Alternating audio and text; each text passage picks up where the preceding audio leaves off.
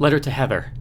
Dear Heather, hasn't Harold gone on and on to you about this treasure he's gotten hidden away? I thought he'd talk my ear off. He claims that it proves that he's got imperial heritage, but if you ask me, it just means that our wonderful rulers are buying favors from anyone these days. It's a scandal, that's what it is. Anyway, you should go see him. When he goes to show you the statue, he's going to ask you to guess his safe code. Goodness, he's such a bore. So give him a sly wink and tell him it's 428. I only wish I could be there to see the look on his face when you get it right. You know he fancies you, and he's got money. He may be small and dreary in conversation, no fun at all at dinner parties if you ask me, but he's got money. He has an apartment up by the Chamber of Commerce. Dreadful little hole. Only door in is through the back courtyard, and it's smaller than my loft over the waterfront, but anyone who can afford a place of any size in that part of town has to be doing well for himself. Amelia.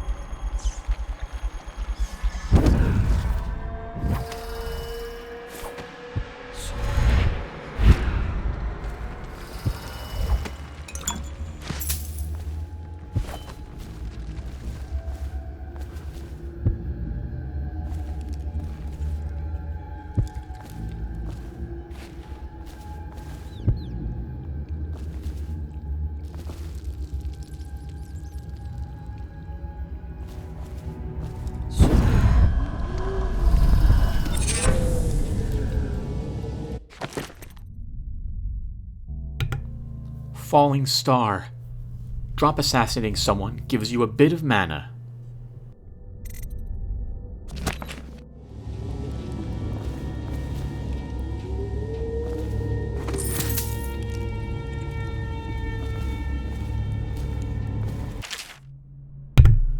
Excerpt from a worn journal. Everyone was looking for someone to blame for what happened as the waters rose day by day, and one by one the business owners had to give up their shops to ankle-high muck and river crust started growing as far back as Thresh Street. Truth is, it wasn't some plot to wipe the ever-prosperous Rudshore off Dunwall's map. It was laziness and stupidity. The barriers keeping the rising river waters out hadn't been maintained in at least a decade. And once one leak started, the whole thing gave out. The city was so tied up fighting the plague that no one lifted a finger to salvage the place. It's been a year now. Living in a place the Regent's forgotten about has its perks.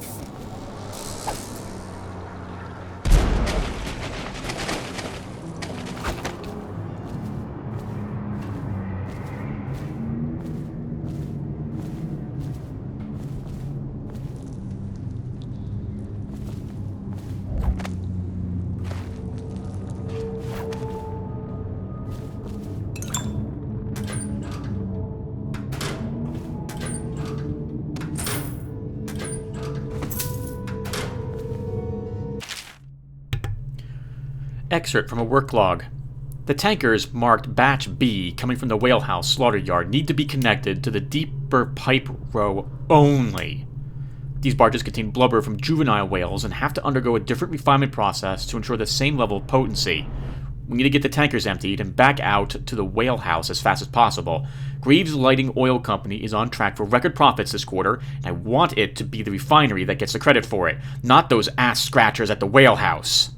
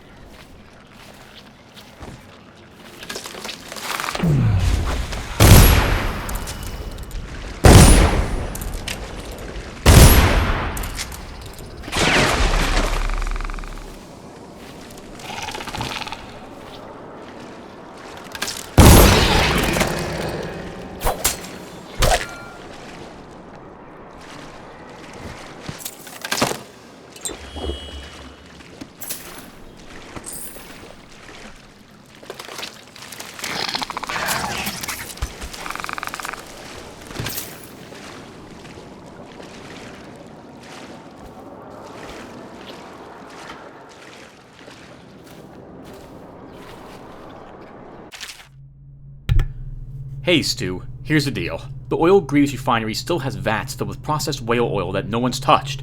We just need to collect a bunch of empty tanks and use the pumps they have at the front station to fill them back up. With the water level so high, we'd be able just to pull our boat in and out. No problem. Just don't go in alone. There's river crusts everywhere. Those critters are rough. Mitch.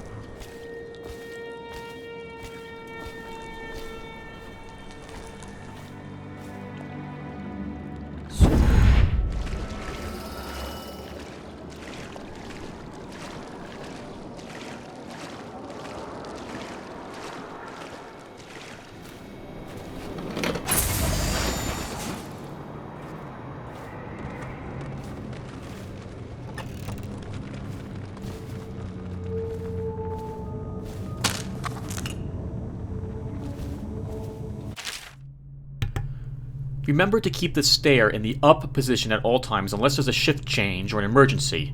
Failure to do so may result in damage to equipment and or loss of life. In the event of an actual emergency, main power will be shut off. Use the backup receptacle to your right to restore power to this control panel.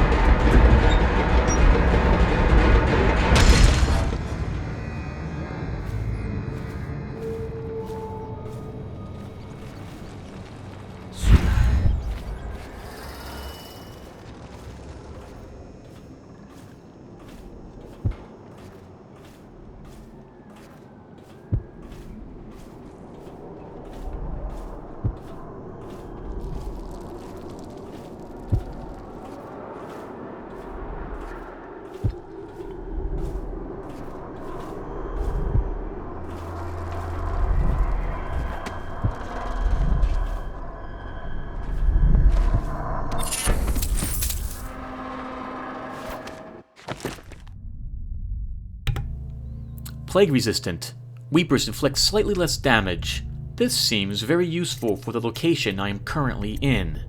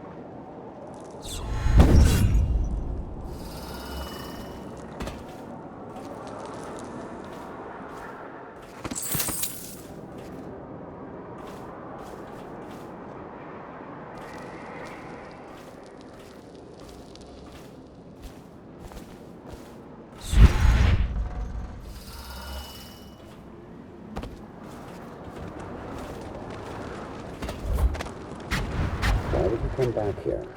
Hard to say, but we should watch the streets. We'll see him from the rooftops. All right. If nothing else, we can cut him off at the market. He can't get through the rail station without the key. This one is resourceful. He'll find a way.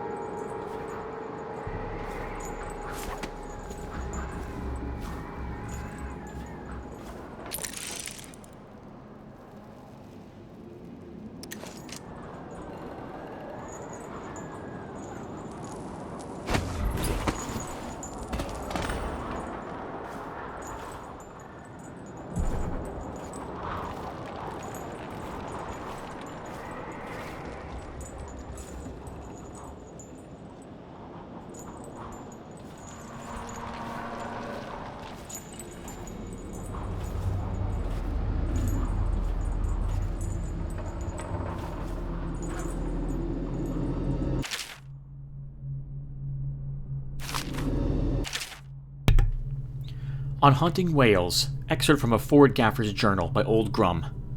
These new ships made by that Sokolov fellow make life easier than it was in my youth. I'll tell you what. Ere was we were at the mercy of the winds. Nowadays the engines get up at first whale sign, and there ain't time to know the roast the boys from their bunks afore you're on the herd. We call out the biggest bastard we can lay eyes on, and the pilots drag us out from the circling brutes. Them things groan and bellow across the water like they're calling to each other. Men bellow, say you can feel it in the hull. But when the harpoons go in, the beast cannot make for deep water no more.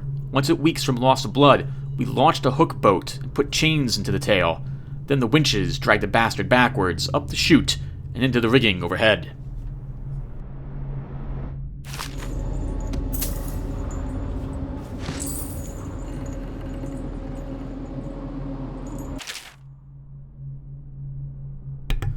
Excerpt from a book on well-established companies in Dunwall. In the early days, when the ships brought in the great dead whales, men would slaughter them and reduce their blubber to oil in massive vats on the banks of the Wren Haven. Small crews maintained their own vats, with workers specializing as fire tenders, slicers, gutmen, haulers, or strainers. Inevitably, once the demand went up, the businessmen moved in, wooing the best crews with promises of better pay and safer conditions. The warehouses went up at the edges of the Rudd Shore Financial District almost overnight. None was more organized, or as some would say, more ruthless, than the Greaves Whale House, opened by Ebenezer Greaves himself. The Greaves Whale House grew rapidly, absorbing rivals until it dominated the trade.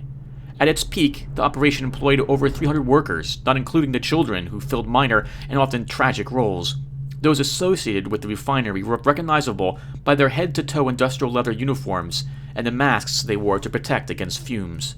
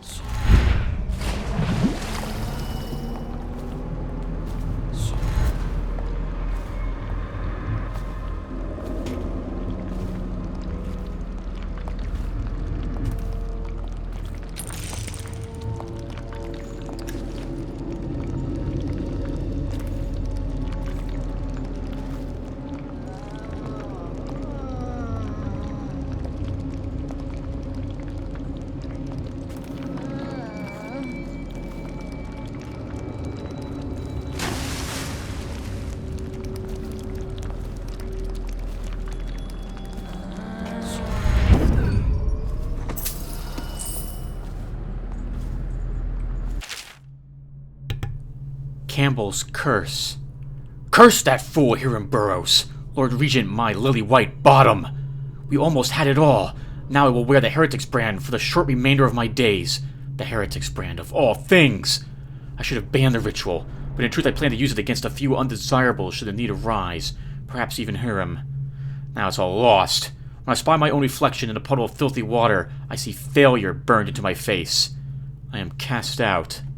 Now the plague is upon me. Already the fever grows, and my thoughts are as slippery as hagfish. I won't be long before I'm drooling and moaning and bleeding from the eyes. Last week I was sipping fine Tivian wines and enjoying the comforts rightfully afforded my position within the abbey. Today I sleep in filth, lost in this bleak and destroyed district. If my mind is going to rot away, then let these be my last words, the final coherent thoughts of Thaddeus Campbell, a great man, a voracious lover of life in all its flavors and odors, and once high overseer in the great capital city of Dunwall itself. From the blackness of the void, I fling curses upon the head of Carvo Attano. It was he who cost me everything I held dear. May flies nest in your eyes, Carvo, and may all your desires come to ruin as you have ruined mine.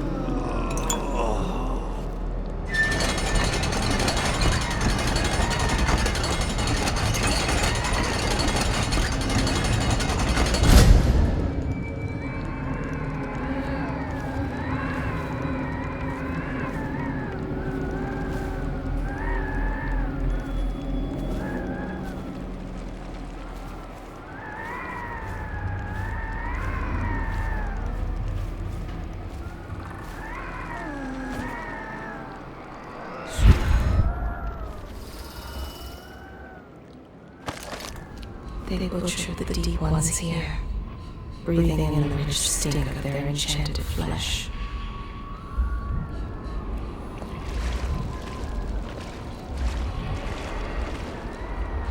When Seymour broke, many strange things were drowned and forgotten.